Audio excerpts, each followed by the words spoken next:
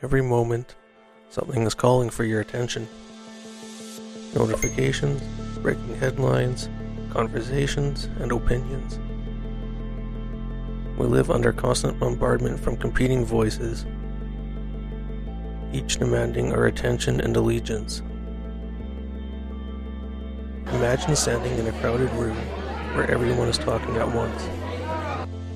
News anchors, influencers, friends, even preachers. Maybe even yourself. Amid that chaos, there's a quieter voice. One that doesn't shout, but still speaks truth. That's what discernment looks like today. The capacity to cut through algorithms, hot takes, and endless digital chatter to perceive what holds weight. This week's verse is 1 Thessalonians 5:21, which calls us to test everything and hold fast to what is good.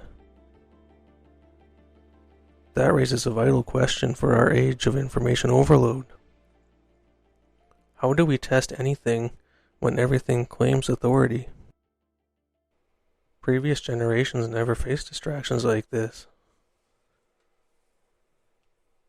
Noise today isn't simply the loudness of the environment around us, but information clutter. 30 years ago, there was less clutter. The ways to get information were fewer. A handful of newspapers, a few TV channels, people they knew, and books. There was no Google or AI. It's not that way anymore, though. We have thousands of channels, endless entertainment, and infinite scroll, and somehow, less peace than ever. No wonder we are drowning. Noise isn't just external, though. It's internal, too. An observance I have had is that the abundance of information is not equal to the abundance of wisdom. And that is how we got here. Because there is so much information and voices floating around, the quality of knowledge and the ability to make a good judgment has gotten worse. It has gotten to the point that dedicated programs at universities were developed. I know, because I took part of such a program that was focused on this problem. The focus was breaking down the complex to make it simple and accessible to the broadest possible audience. We can't navigate the torrent of information we face on a daily basis. Where it can get complicated is when it comes from within yourself. The question is, where is this coming from? I see it coming from a few possible sources. God, the enemy, or self. You can often tell by the fruit. God's voice brings conviction without condemnation. The enemy's brings confusion and fear. Self often brings comfort first and clarity later. So how do we find clarity when even our own thoughts get noisy? What is discernment anyways? Testing, as mentioned in the verse we opened with, isn't a popular word. It draws up a negative feeling a lot of times. It sparked a thought of an exam in school for me. The perspective I prefer is to look at it as an active examination, not passive acceptance. Discernment in its simplest form is the ability to judge well. The Christian context is more involved. It is the perception and the absence of judgment with a view to obtaining spiritual guidance and understanding. I want to distinguish between discernment and two opposite viewpoints: skepticism and cynicism. The person who seeks discernment is doing so out of humility. They have reached the point that they realize they need help, that not all the answers can be found within. The skeptic or cynic, on the other hand, believe fundamentally that everyone is out for their own gain.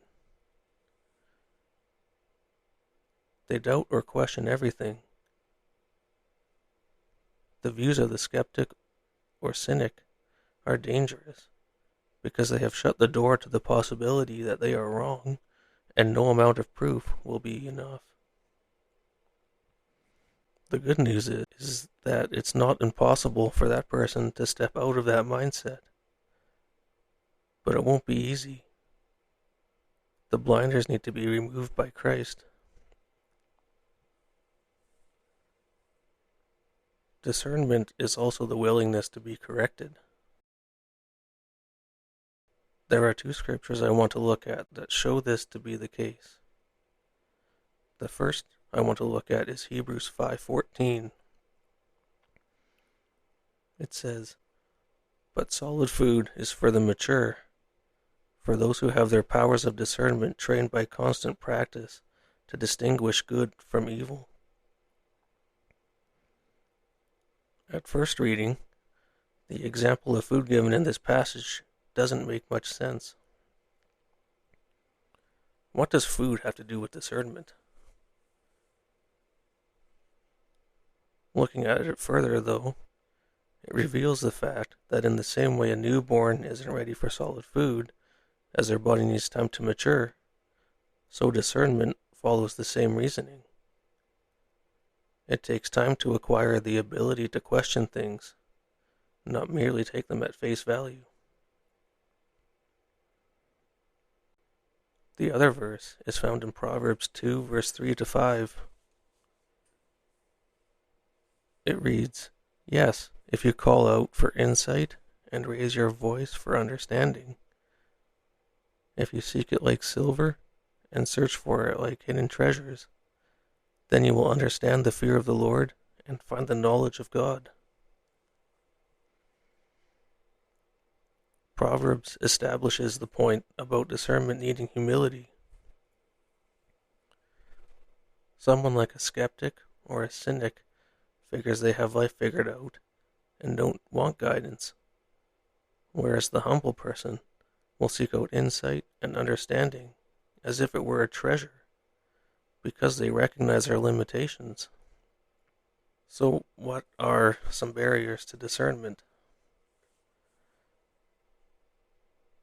This is not an exhaustive list by any means, but it will give some idea.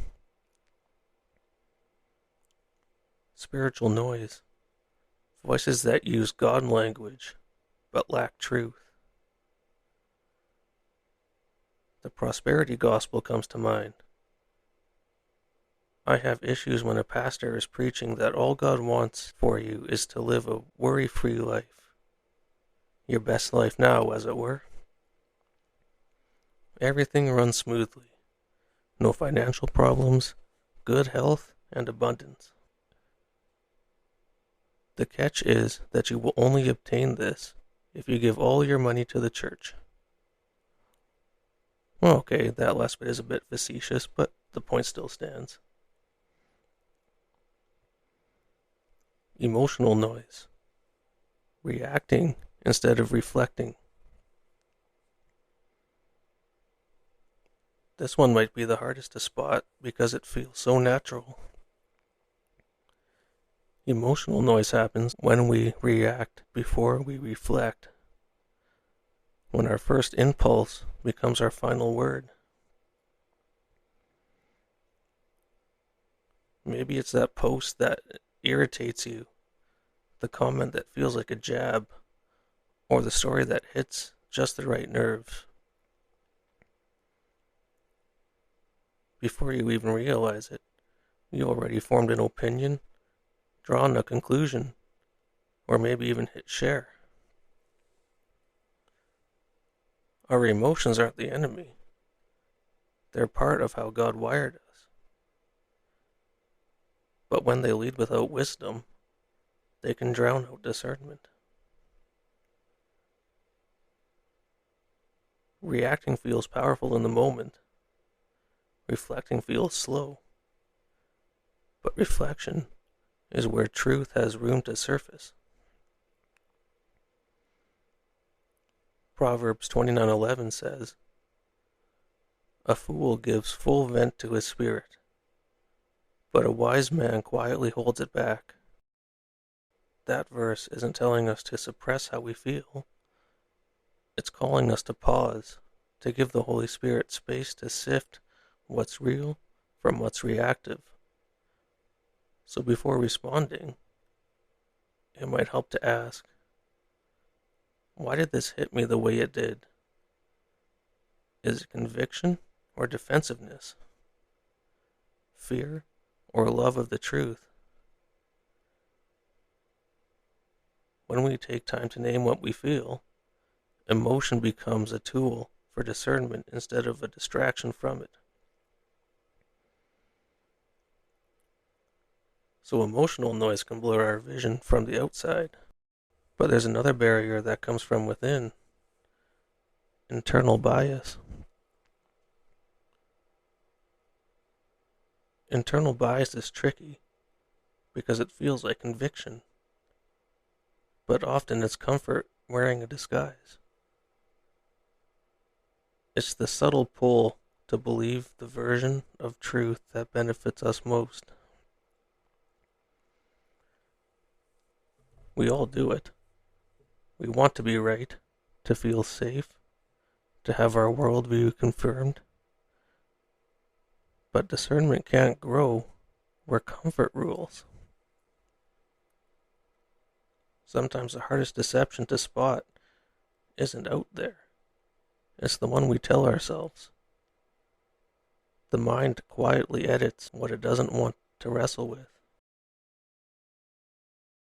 We filter Scripture through preference, rather than letting Scripture filter us.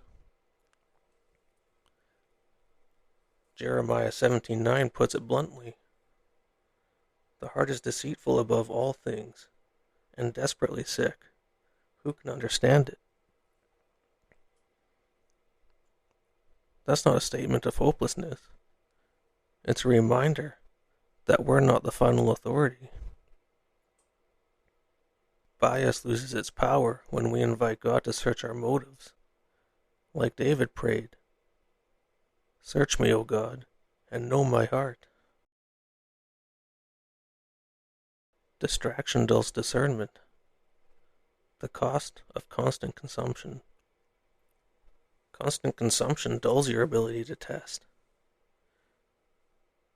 Have you ever been scrolling on your phone, found a reel that caught your attention, brought you enjoyment or learning, then scroll to the next video that disputed what you just watched? This happens to me all of the time. I have seen videos where someone says one food is amazing and should be eaten all the time. The next video says that, no, in fact, that is the worst possible thing to do and should be avoided at all costs. It has gotten to the point that I can't make an informed decision and say to myself, well, that was pointless. I become overwhelmed, give up, and ignore the advice altogether. So with everything that we've discussed so far, how can we test things today? It's an important question, so let's get practical. The first is to slow down. Create space between input and judgment. When some new information or opinion comes in, take a few seconds or minutes to process. Don't rush into something to make a rash decision. These situations can lead to poor results and even regret. Secondly, Compare with Scripture. Truth filters through what God's already revealed. Third, seek wise counsel. What we ought not to do is to find counsel in echo chambers, but rather trusted, grounded voices. Do you have a go-to person for advice who acts as a reliable sounding board that won't always give you the safe answer, but gives you honest feedback, even if it's not what you want to hear?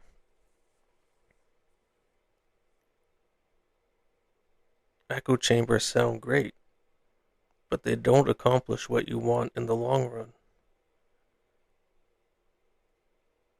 Without challenge, no growth is possible. If you go to the gym and never increase the weight or intensity, you'll stagnate, which means progress will stop and motivation dies. Fourth, is you can discern by what is produced. Matthew 7:16 says, "You will recognize them by their fruits." Use your gut. What emotion does what you are consuming cause? Is it anxiety? A sense of unease? Confusion? If so, disconnect for a time and take a break to refocus. If the same source brings negative emotions every time, unfollow. There have been times when I have had to do this. Last, but certainly not least, pray for discernment. As I mentioned in last week's episode, the Holy Spirit's role, among other things, is guidance. John 16:13 says, "When the Spirit of truth comes, he will guide you into all truth, for he will not speak on his own authority, but whatever he hears he will speak, and he will declare to you the things that are to come." Seeing as how the Holy Spirit doesn't speak on his own authority, why do we elevate ourselves as the ultimate authority about life? I suppose it can be traced back to our fallen sin nature. Discernment grows in proximity to God. The closer we walk with him, the clearer his voice becomes amid the noise. As the noise dies down and the episode draws to a close, here's the thought that lingers. The world isn't going to get quieter. The feeds won't slow, the opinions won't soften. But discernment was never about controlling the volume out there. It's about shaping the attention within. Discernment doesn't mean we shut out all the noise. It means we learn to listen differently. Paul's words in 1 Thessalonians 5:21, "Test everything, hold fast to what is good," aren't about suspicion. They're about practice. Testing takes time. It's a habit formed in quiet spaces where we are willing to question not just the world's claims, but our own assumptions too. Holding fast to what is good doesn't happen by accident. It happens when truth matters more than approval. When we measure words, even spiritual ones, by the fruit they bear, not just how they sound. So as you walk into the week, take a moment before you react, before you share, before you let something settle into your soul. Ask yourself, does this align with truth? Does it produce good fruit? Does it draw me toward the one who speaks in a steady, quiet voice? You don't have to decipher the whole world. Just start by testing what's in front of you and holding fast to what proves true. So maybe this week, let the noise keep doing what it does. You don't have to fight it. Just step back, test what you hear, and hold fast to what proves good. Because discernment isn't loud, it's steady. And in a world that rewards volume, the kind of quiet strength might just be the clearest sign of wisdom left. Truth doesn't compete for your attention. It waits patiently. I want to issue a challenge to you this week, which is this. Don't just listen for what is loud. Listen for what is true. Thank you for joining me on this journey. Every week we uncover more of God's truth hidden in plain sight, and every step brings us closer to the one who is true. Until next time, keep your heart anchored in Scripture, your eyes open to the world around you, and your hands ready to live out what you have learned.